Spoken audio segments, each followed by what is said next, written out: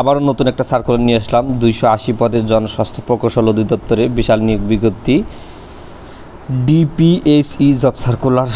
ওকে, আমরা আজকের সার্কুলারটা দেখব, কতজন লোক নেবে এবং আবেদন করতে পারবেন কারা, সমস্ত কিছু কিন্তু এই ভিডিওতে শেয়ার করা হবে। তাই ভিডিওতে যারা প্রথম থেকে শেষ পর্যন্ত দেখতে থাকুন। এদের হেড অফিসের ঠিকানা হচ্ছে শহীদ ক্যাপ্টেন মনজুর আলী সরণি, কাকরাইল, ঢাকা। ফোন নম্বর এত, ইমেল এত, যাই হোক সব আছে। প্রতিষ্ঠান জনস্বাস্থ্য প্রকৌশল অধিদপ্তর। পদের ক্যাটাগরি একটা ক্যাটাগরিতে লোক নেবে 280 জন, ঠিক আছে। শিক্ষাগত যোগ্যতা এসএসসি বা সমমান, বয়স সীমা 18 থেকে 32 বছর।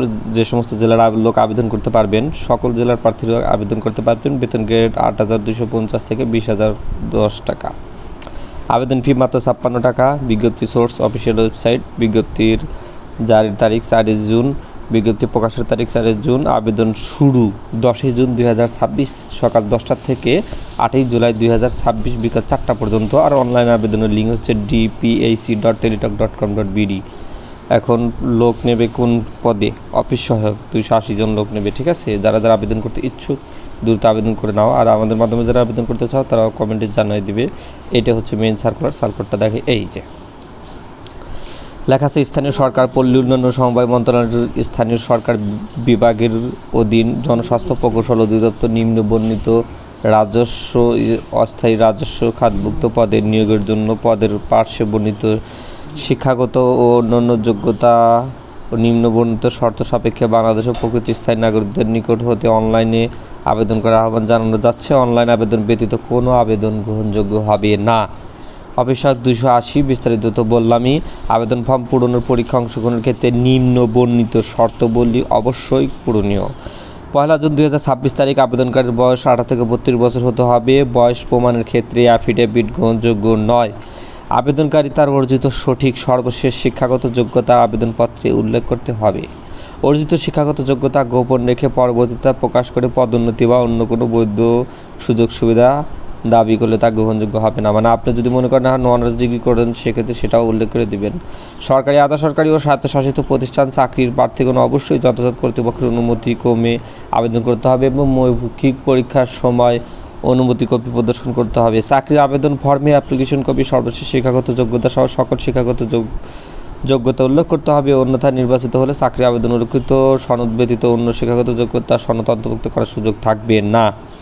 নিয়োগের ক্ষেত্রে সরকারি বিদ্যমান কোটা পদ্ধতি প্রযোজ্যর ক্ষেত্রে পরিবর্তিত বিধিবিধান অনুসরণ করা হবে।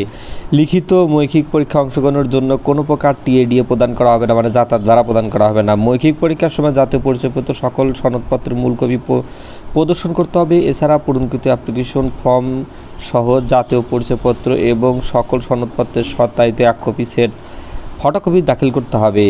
এ নিয়োগ বিজ্ঞপ্তি বর্ণিত শূন্য পদ পূরণে জনস্বাস্থ্য প্রকৌশল অধিদপ্তর কর্মকর্তা কর্মচারীর নিয়োগ বিধিমালা 2024 অনুসরণ করা হবে। নম্বরে নিয়োগকারী কর্তৃপক্ষ বিজ্ঞপ্তিতে উল্লেখিত পদের সংখ্যা হ্রাস বৃদ্ধি অর্থাৎ কম বা বেশি করতে বিজ্ঞপ্তি সংশোধন বাতিল করার অধিকার রাখে। ইতিপূর্বে স্মারক নম্বর 538 তারিখ 28/1/2025 মাধ্যমে প্রকাশিত নিয়োগ বিজ্ঞপ্তির বিপরীতে অফিস সহায়কে যারা আবেদন করেছেন তাদের ওই বিজ্ঞপ্তি উল্লেখিত বয়সসীমা প্রযোজ্য হবে। তাদের আর পুনরায় আবেদন করার প্রয়োজন নাই।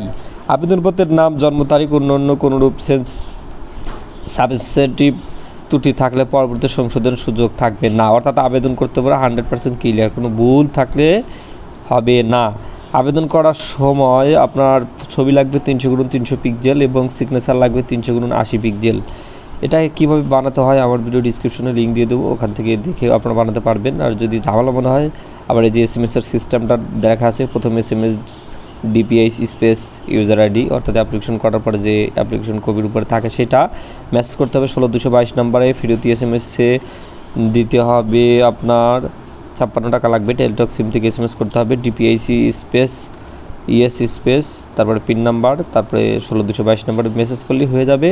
পরবর্তীতে যখন পরীক্ষা হবে, পরীক্ষার জন্য কিন্তু আপনার মোবাইলে SMS যাবে। SMS দেখে তারপর আপনি অ্যাডমিট কার্ড ডাউনলোড করে নেবেন। ওকে, সবাই ভালো থাকবেন, দেখা হবে পরবর্তী ভিডিওতে। আসসালামু আলাইকুম।